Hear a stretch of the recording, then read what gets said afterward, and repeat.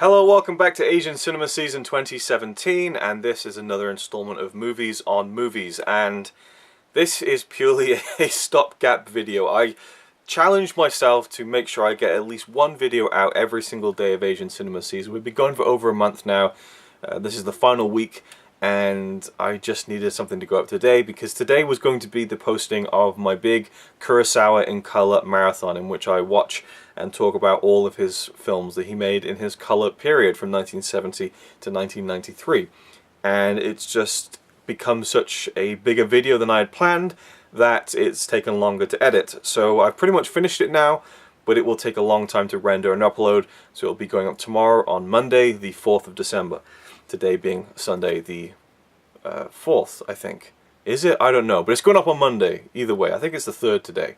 So it'll be going up on the 4th tomorrow. Anyway, dates aside, I'm going to be talking about the 2011 documentary, Kurosawa's Way. See if I can find the name of the woman who made it. Yes, this is a film made by Kurosawa's longtime translator.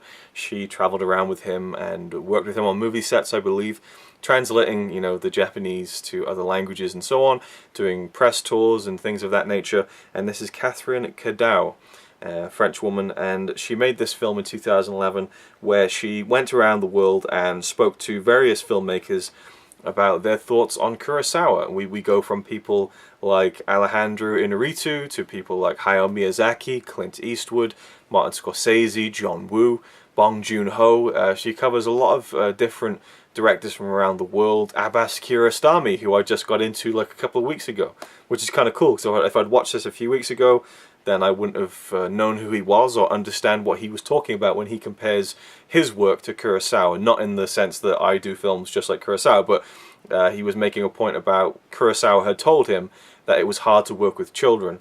And Kiarostami said that for me, I don't have that problem because my films are very basic and I use non-professional actors, and there's nothing big and grand about the films that I make, whereas you do these films with these big costumes and elaborate sets and things that it's easy for the kids to get distracted, whereas with me, they're not distracted by anything, they don't feel special, so they listen to what I say.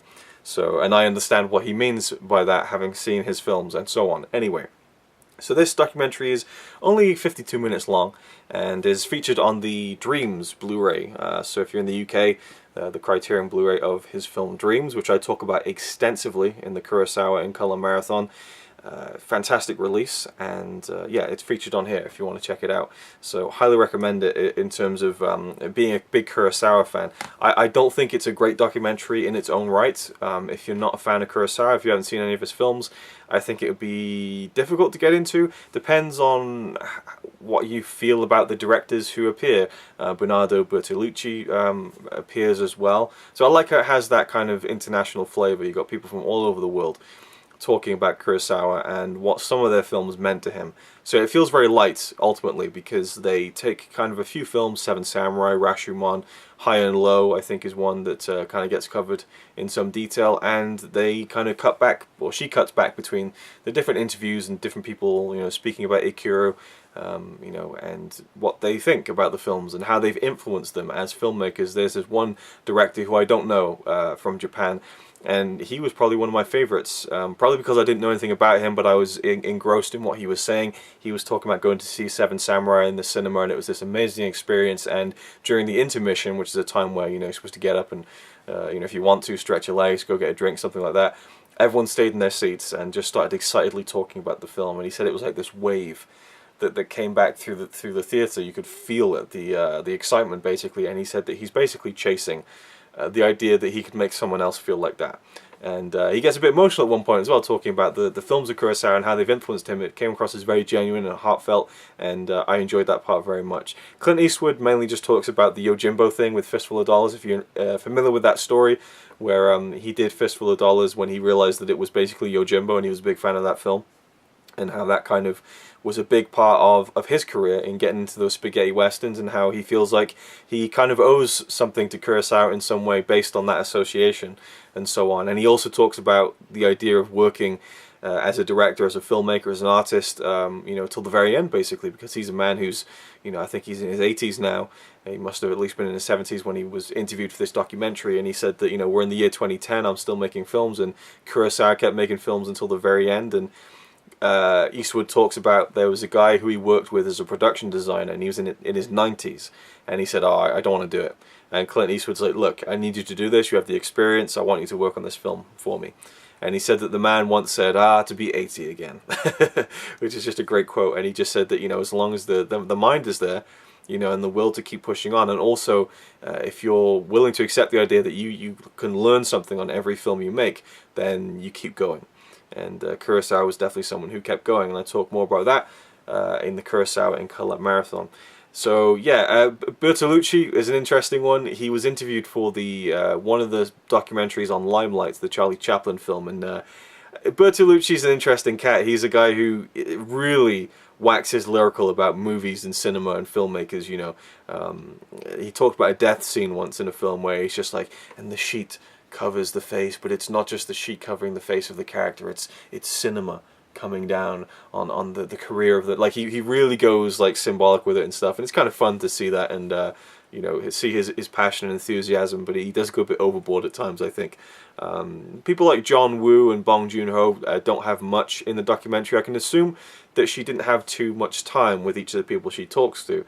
If not, I feel like more could have been said. More of his films could have been covered and so on.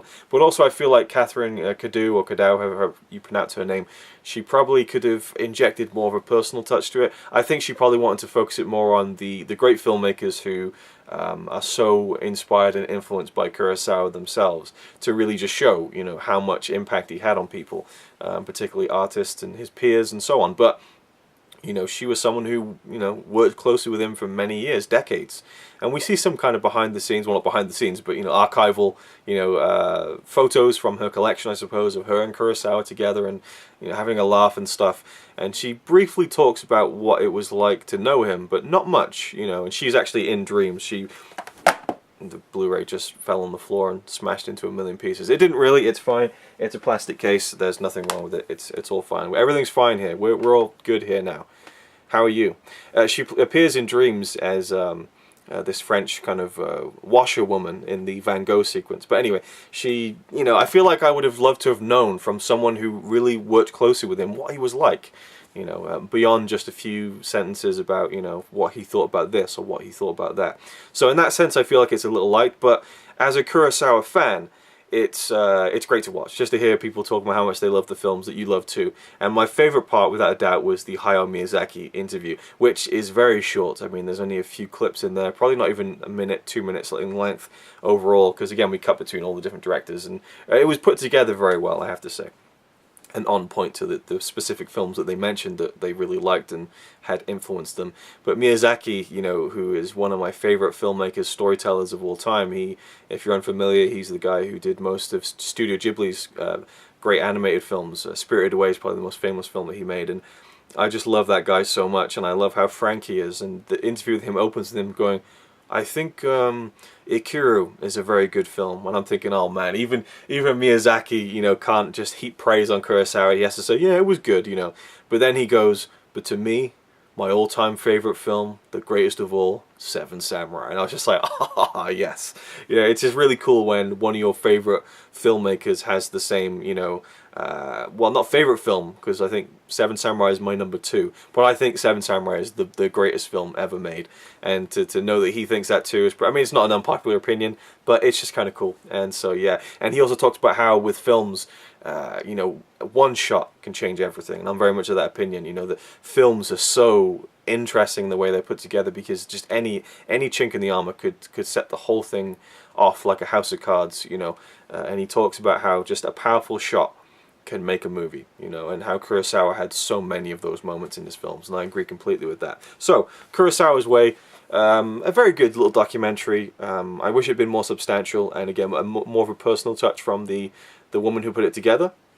But overall, it's very good, and if you're a Kurosawa fan, I think it's definitely worth watching. So, that's it for this little Movies on Movies review, and tomorrow, fingers crossed, hopefully, you'll be seeing my 3-hour-long Kurosawa in Color Marathon, which I'm really excited to share with people. I'm really happy with how it turned out as a video, and how it was for me as a movie watcher. It was probably the highlight of Asian cinema season overall so far. So yeah, so look forward to that, and I'll see you in the next one. He's alright by me. Apart from the fact he throws cans of Carlin into a tree. Yeah, he's really cool. Yeah, he's really cool. But he's not quite as cool as you, 'cause